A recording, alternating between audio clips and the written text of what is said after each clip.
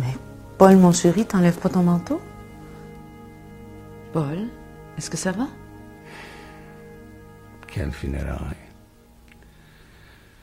Je peux pas croire que Jacques est mort. Je l'ai vu encore la semaine dernière à sa réunion du conseil. Et là, il est mort. C'est difficile à croire, hein? Il était si actif, si athlétique. Mais jeune. Mon Dieu, il avait mon âge. En fait, il était un peu plus jeune. Ce qui me surprend, c'est le désordre dans lequel il a laissé sa succession. Je donnerais n'importe quoi pour en être l'exécuteur. Tu sais pas jusqu'à quel point c'est le fouillis. C'est curieux.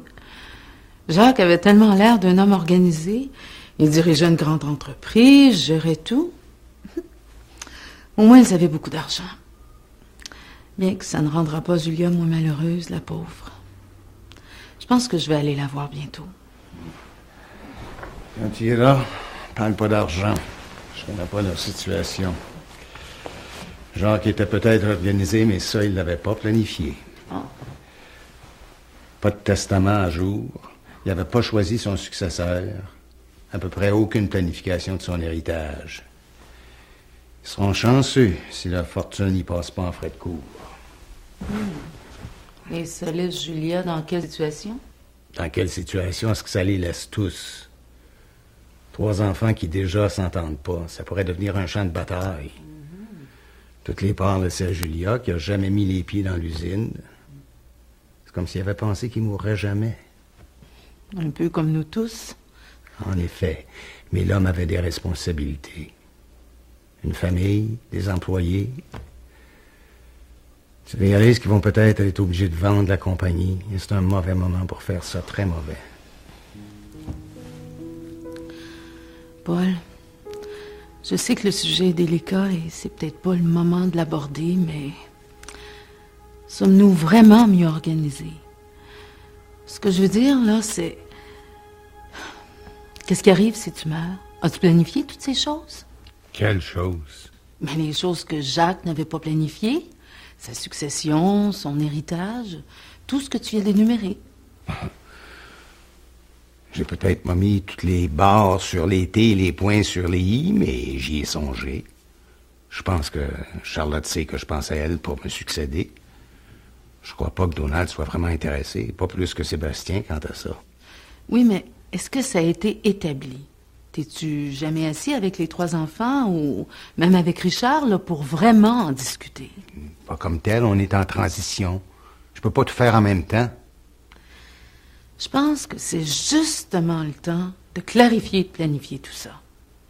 Et je suis pas si sûre à propos de Sébastien et Donald. Et je sais pas si tu l'as remarqué, mais Sébastien et Charlotte travaillent plutôt bien ensemble. Et Donald, quand lui as-tu parlé la dernière fois? Réellement parlé, là, sans vous disputer. Le fait est que si tu ne leur en as pas parlé, comment sais-tu ce qu'ils veulent? Ah oui, t'as sûrement raison. Mais une journée à la fois.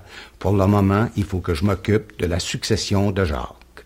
Paul, je ne veux pas te harceler, mais je ne peux pas m'empêcher de penser à Julia. Tu as dit qu'on lui avait laissé toutes les parts, mais qu'elle ne connaît rien de l'entreprise. Eh bien, vois-tu? Moi non plus. Je veux savoir ce que tu planifies. Parce que si tu as l'intention de me laisser toutes les parts, je veux savoir quoi faire. J'ai pas envie d'avoir l'air d'une nouille à mon âge. Doit-on vraiment parler de tout ça maintenant? J'en ai pas assez d'avoir à penser à Jacques et à son fouillis. J'ai pas tellement le goût de parler de ma propre mort en ce moment. Je suis pas encore dans mon cercueil. Mon amour, loin de moi cette idée. Mais ça m'enrage de voir dans quelle situation Jacques a laissé Julia. Et maintenant, si les choses vont mal, ben, c'est elle qu'on va blâmer. Et je ne veux pas que ça m'arrive. Chérie, ça t'arrivera pas. J'ai l'intention que les enfants aient les parts. Et moi? Qu'est-ce qui va m'arriver? De quoi vais-je vivre? Et nous deux, d'ailleurs, quand tu prendras ta retraite? J'ai dit que les parts iraient aux enfants. J'ai pas dit qu'on leur en ferait cadeau. On va trouver un moyen pour qu'ils nous les payent. Il s'agit que j'aille le temps d'y penser.